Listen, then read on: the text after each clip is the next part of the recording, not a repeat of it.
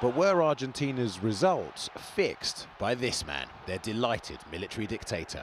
It's football's biggest ever mystery. በዚህኛው የዓለም ዋንጫ ፖለቲካና ስፖርት ድንበር የላቸውም። ስፖርታዊ ጨዋነትም ቦታ አልተሰጠውም። የሀገሪቱ መንግስት ጥራጥሬን ለመደራደር ያቀረበበት በአወዛጋቢነቱ ተወዳዳሪ ያልተገኘለት 10 በመቶ የሚሆነው የሀገሪቱ ዓመታዊ በጀት ለእግር ኳስ መሰረተ ልማት እንዲውል የተደረገበት በጨዋታ ያሸነፉት ሳይሆን በሀብት የተገዛ የዓለም ዋንጫ ነው ይሉታል። Why? It's a murky tale allegedly involving international kidnap, torture and match fixing. 1970ዎቹ አጋማሽ በአርጀንቲና ብቻ ሳይሆን በላቲን አሜሪካ ታሪክ አስከፊውና ብዙዎች ለሞት የተዳረጉበት ጦርነት የተካሄደበት ጊዜ ነው። ማቆሚያ ባልተገኘለት ግጭት ምክንያት በሀገሬው ህዝብና ባለም አቀፉ ማህበረሰብ ትችትና ወቀሳ ያስተናግድ የነበረው የሀገሪቱ ወታደራዊ መንግስት ስሙን ለማደስ ያልፈነቀለው ድንጋይ የለም። ከሌሎች ሀገራት ጋር ጭምር ጥሩ ግንኙነት እንደሌለ የሚነገርለት የሆርጌ ራፋኤል ቪዳል አስተዳደር አርጀንቲናውያንን ለማረጋጋት የነበረው ብቸኛ አማራጭ የዓለም ዋንጫን ማንሳት ነው።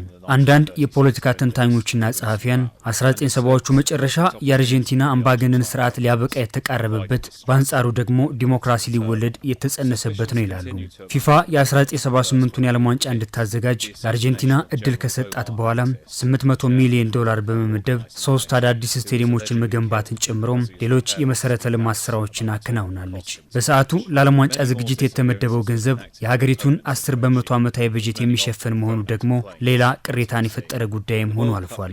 16 ሀገራት በአራት ምድብ ተከፍለው የሚያደርጉት 11ኛው የዓለም ዋንጫ ጅማሮውን በዋና ከተማዋ ቦኖስ አይረስ ሞኑሜንታል ስቴዲየም አድርጓል። ከምድቡ አንደኛና ሁለተኛ ሆነው የሚጨርሱ ሀገራት ሩብ ፍጻሜውን በሚቀላቀሉበት ፎርማት አዘጋጁ አርጀንቲና ምድብ 1 ላይ ከጣሊያን፣ ፈረንሳይና ሃንጋሪ ተመድባለች። በምድቡ ካደረገቻቸው 3 ጨዋታዎች በጣሊያን ተሸንፋ ፈረንሳይና ሃንጋሪን በማሸነፍ ሁለተኛ ሆና ሩብ ፍጻሜውን ተቀላቀለች። ፖላንድ፣ ምዕራብ ጀርመን፣ ብራዚል፣ ስፔን፣ ፔሩና ኒዘርላንድ ደግሞ ከሌሎች ምድቦች ያለፉ ሀገራት ናቸው።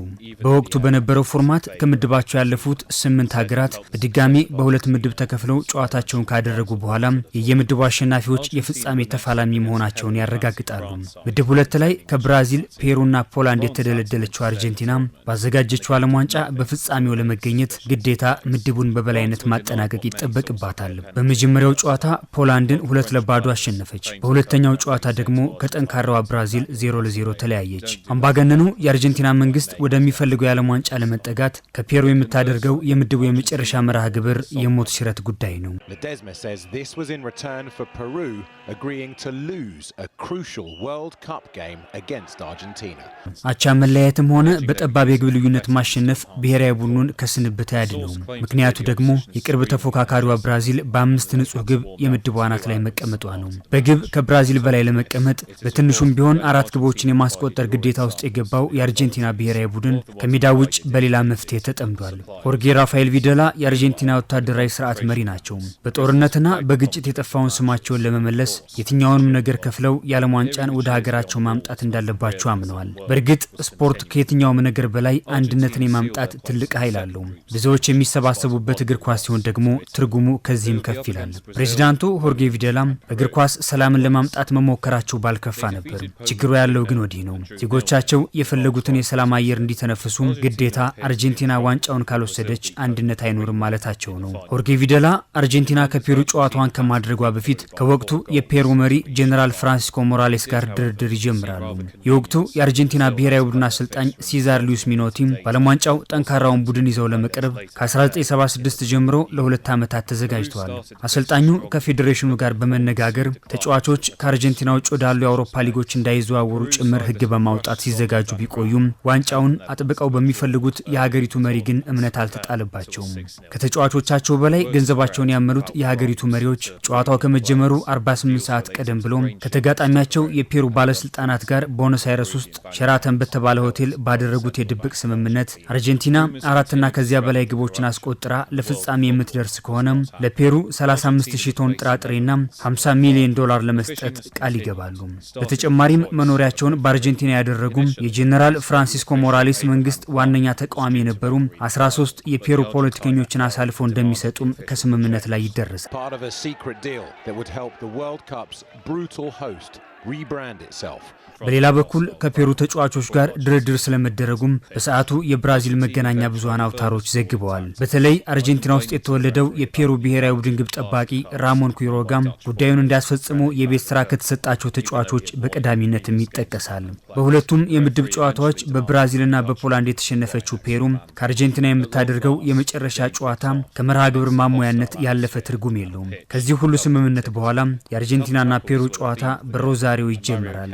በሜዳ ውስጥ ጠንካራ ዝግጅት፣ ከሜዳ ውጭ ደግሞ በመደራደሪያነት ያቀረበውን ጥራጥሬ ተማምኖ ወደ ሜዳ የገባው የአርጀንቲና ብሔራዊ ቡድን በመጀመሪያው 45 የጨዋታ ክፍለ ጊዜ ግብ ሳያስቆጥር ከሜዳ ወጥቷል። በሁለተኛው 45 የጨዋታ ክፍለ ጊዜ ግን ነገሮች በፍጥነት ተቀየሩ።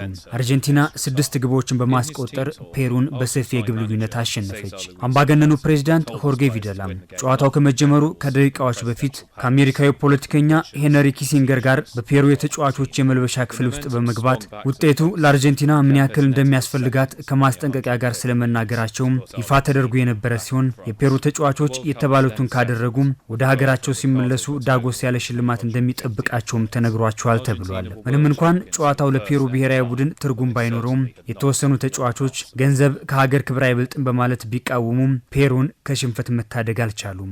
አርጀንቲናም ምድቡን በበላይነት በማጠናቀቅ የፍጻሜ ተፋላሚ መሆኗን አረጋገጠች። በፍጻሜውም ኒዘርላንድን 3-1 በማሸነፍ በታሪኳ የመጀመሪያ የሆነውን የዓለም ዋንጫ አነሳች። ፕሬዝዳንቱም ከስፖርታዊ ጨዋነት ውጭ በብዙ የተለፋበትን የዓለም ዋንጫ በስቴዲየም ተገኝተው በኩራት ከተጫዋቾቹ እጅ ተረከቡ። ነገር ግን ባሰቡት ልክ የሀገሪቱን ሰላም በዘላቂነት መመለስ አልቻሉም። ከ3 ዓመታት በኋላም ከስልጣናቸው ወረዱ። በስራ ዘመናቸው ለፈጸሙት አስከፊ አገዛዝም የእድሜ ልክ እስራት ተፈረደባቸው። ዓለም ዋንጫ በደረሰ ቁጥር በግፍ ለፍጻሜ ከመድረስ የተከለከለችው ብራዚልና ዓለም ላይ ያሉ ደጋፊዎቿ ይህንን አጋጣሚ ለማስታወስ ይገደዳሉ። A dictator this man claims tortured him and others in return for Peru helping Argentina win sport's most glittering prize.